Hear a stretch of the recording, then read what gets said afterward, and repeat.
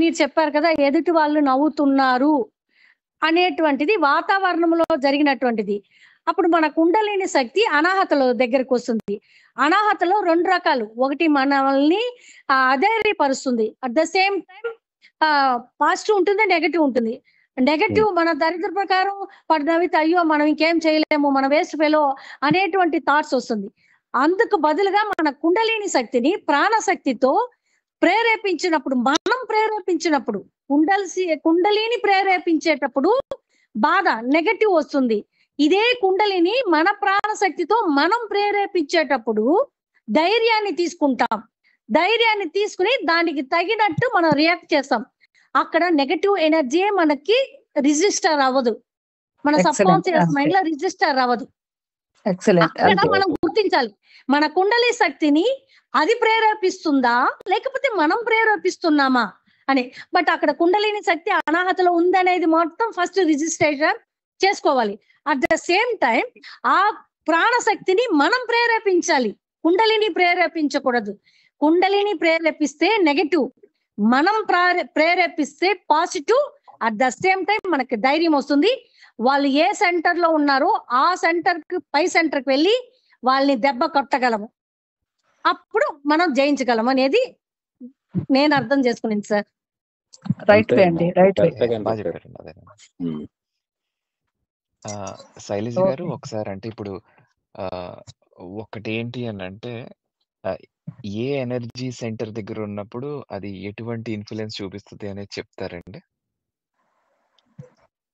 అంటే ఏ energy centre అంటే ఏ ఇప్పుడు పనులు చేస్తాయి అనాహతం అంటారా? అని అంటే కాన్ఫిడెన్స్ ఇలాగ ఒక్కసారి అంటే మనం ఇప్పుడు అది ఎనర్జీ సెంటర్ మనం చేంజ్ చేసుకోవాలి అని అంటే ఏ సెంటర్ ఎలాంటిది అని అంటే ఇప్పుడు విశుద్ధి దగ్గర ఉన్నప్పుడు ఇదేంటనంటే డిఫరెంట్ పర్సెప్షన్ లో చూడటము, మణిపురంలో ఉన్నప్పుడు ఓకే సార్ చెప్పండి చెప్పండి, మిగతా వాళ్ళకి అర్థమైతే అది ఎక్స్ప్లెయిన్ చేయండి ఒకసారి. అంటే మణిపురం దగ్గర ఉన్నప్పుడు ఏంటి అని అంటే డిఫరెంట్ పీపుల్ పర్సెప్షన్ లో చూస్తుంది కదండి. స్వాధిష్టానంలో ఉన్నప్పుడు మనం ఏ దశలో వెళ్ళాలనుకుంటున్నాము అనే డైరెక్షన్ చూపించడం, మూలాధారంలో ఉన్నప్పుడు ఆ పనిని స్పీడ్ గా చేయడానికి ఉపయోగపడటం. అంటే నాకైతే ఇలా అర్థమైందండి. అంటే ఏమైనా కరెక్షన్స్ ఉన్నాయండి? అంతే కదా? లేదు, అంతేనండి. దాంట్లో ఇంకొద్దిగా డెప్త్ ఉంటది. మూలాధారంలో భౌతికత అని, స్వాధిష్టానంలో విజన్ అని అంటే మానసిక వ్యవస్థ అని, మణిపురంలో బుద్ధి, అనాహతంలో సోల్ అంటే ఆత్మీయ వ్యవస్థ, విశుద్ధిలో విజ్ఞానమయము.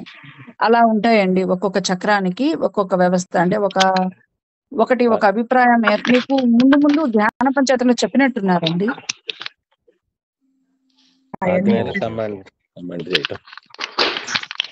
ఓకే సార్, ఇక్కడ ఆజ్ఞలో వచ్చి డెసిషన్ మేకింగ్ 2 దళాలు ఉంటుంది ఆజ్ఞలో.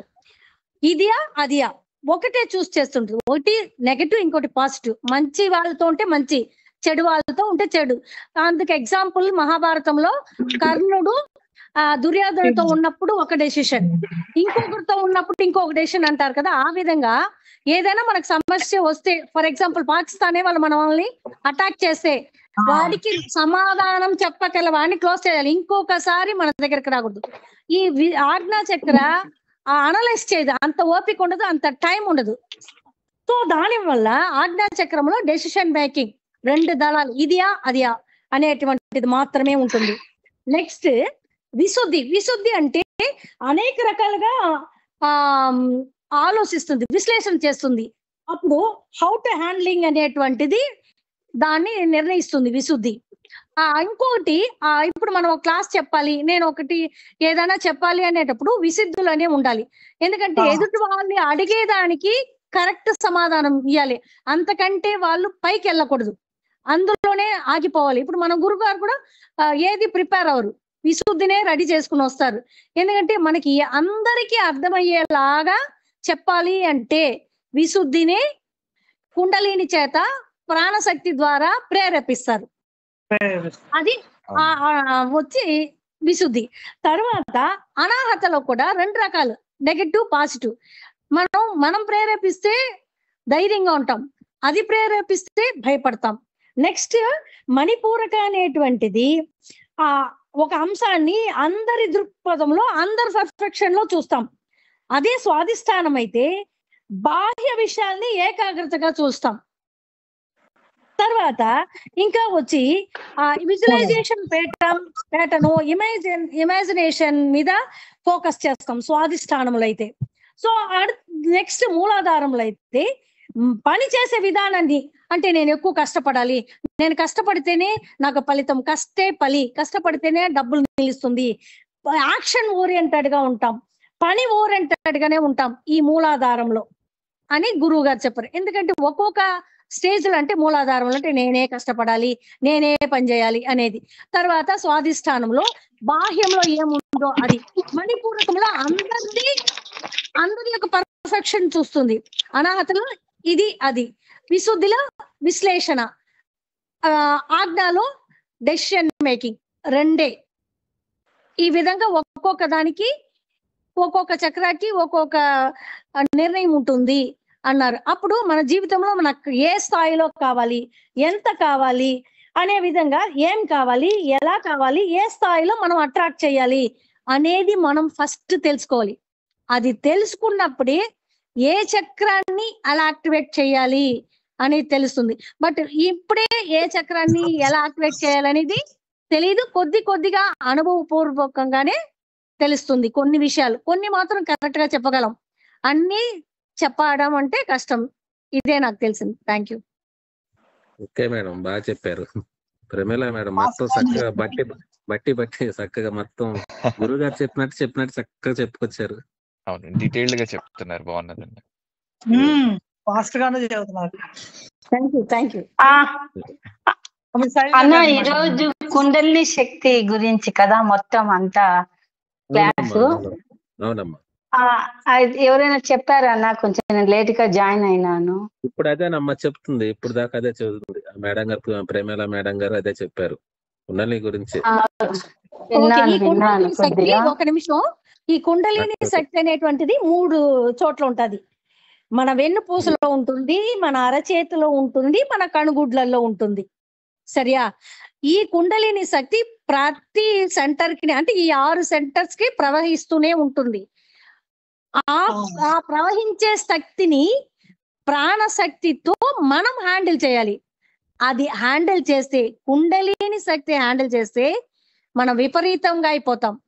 ఆ కుండలిని మన ప్రాణశక్తితో మనం హ్యాండిల్ చేస్తే సక్సెస్ అవుతాం. ఇదే ఇక్కడ కుండలిని ప్రాణ 2 శక్తులు. ఇందులో విశ్వనియమం ప్రథమ విశ్వనియమం ఏమంటే, కుండలిని ప్రాణశక్తితో మనం ఉపయోగించినప్పుడే మనకి లా ఆఫ్ అట్రాక్షన్ జరుగుతుంది. లేకపోతే ఆ తనిష్టానికి అది రిజల్ట్ ఇస్తుంది. ఇప్పుడు లా ఆఫ్ అట్రాక్షన్ కి మనకు కావాలి అనుకుంటే, మనం ధనాన్ని ఆకర్షించాలి అంటే ఈ విశ్వ నియమాన్ని పాటించాలి.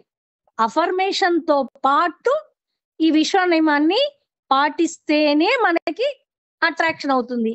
ఒట్టి అఫర్మేషన్ తో అంటే కొంచెం లేట్ అవుతుంది. ఈ అఫర్మేషన్ లో కూడా 3 రకాలుగా చెప్పారు కదా. అఫర్మేషన్ చెప్పడం అంటే ధారణ చేయడం. అఫర్మేషన్ స్థితిని వ్యక్తం చేస్తుంది. తర్వాత అఫర్మేషన్ భావాన్ని కూడా వ్యక్తం చేస్తుంది. ఇప్పుడు ఫర్ ఎగ్జాంపుల్ కి గురువు గారు ఏం చెప్పారు, ఫస్ట్ అఫర్మేషన్ వచ్చి అటువంటి దాన్ని ధారణ చేస్తూ ఉంటే, ఆ డబ్బు సంబంధించి ఖర్చు చేసేటప్పుడు ఒక ప్లాన్ ఉంటుంది, ఆ స్థితిని కలిగి ఉంటాము, అనవసరంగా ఖర్చు చెయ్యము అనే విధంగా చెప్పారు. ఎందుకంటే అది ధారణ చేసేటప్పుడు దాన్ని మెయింటైన్ చేయగలం, భావాన్ని వ్యక్తం చేయగలము. అందుకోసమని ఆ అఫర్మేషన్స్ ఇచ్చారు. ఈ అఫర్మేషన్ చెప్పేటప్పుడు 4 సెంటర్స్ ని యాక్టివ్ అవుతుంది. అనాహత, తర్వాత మణిపూరక, మూలాధార, స్వాధిష్టాన, మూలాధారం. సో ఈ ధనాహర్షణకి ఈ 4 సెంటర్సే సరిపోతుంది. దానికి మించింది మనకి కావాలి అన్నప్పుడు ఈ కుండలిని ప్రాణశక్తితో, విశుద్ధికో, ఆజ్ఞకో నువ్వు తీసుకెళ్ళాలి. ఇది మ్యాటర్. మెయిన్ కుండలిని శక్తి, ప్రాణశక్తి. అందుకే మనకి ఉదయాన్నే BMD ఏదో చెప్పాడు, బాహ్య ప్రాణాయామం అనే బ్రహ్మ ముహూర్త ధ్యానం అని చెప్పారు. కుడి చేతిని ఎడమ చేతిని నమస్కార ముద్రలో పెట్టి మన ఆ, ఆ, మన యొక్క శ్వాస మన వేళ్ళకు తగులుతుంది. అప్పుడు ఆ శ్వాసన మాత్రమే గమనిస్తే చాలు అన్నారు. But at the same time మన కుండలిని ప్రాణశక్తి ఏ స్థాయిలో ఉంది, స్వాదిష్టానంలో ఉందా, మణిపూరకలో ఉందా, ఆజ్ఞలో ఉందా, విశుద్ధిలో ఉందా అనే విధంగా కూడా మనం గమనించాలి. ఫస్ట్ గాలి తగులుతుంది అనేది మొదట గమనించాల్సిన విషయం. తరువాత ఏ సెంటర్ లో ఉంది, ఏ సెంటర్ లో ఉంటే ఏం జరుగుతుంది, దాన్ని మనం మన చేతిలోకి తీసుకుని ఎలా ఉపయోగించాలి అనేది ఈ సెక్షన్ లో ముఖ్యంగా ఉన్నటువంటిది. ఓకేనా? Okay madam. మీరు ఇక చక్కగా అన్ని నేను చెప్పమ్మా, మాట్లాడు. నేను మాట్లాడతాను. మాట్లాడు. అంటే ఈ కుండలిని శక్తి క్లాస్ అంతా విన్న తర్వాత నాకు అర్థమైండేది ఏమంటే, మన జీవితము గాలివాటంగా ఎట్లా అంటే అట్లా కొట్టుకొని పోయి ఏది పడితే ఏం చేస్తామో తెలీదు, ఏం దక్కుతుందో తెలీదు. అంతా బయట చిట్టుకాయతాలు ఉంటే గాలికి ఎట్లా కొట్టుకొని పోతే అట్లా పోతా ఉంటుంది జీవితం మనకు. అలా పోకుండా చేస్తుంది ఈ కుండలిని శక్తి అని అర్థమైంది. ఎక్సలెంట్. చెప్పమ్మా, ఇంకా అంతేనా? ఇంకా మీరు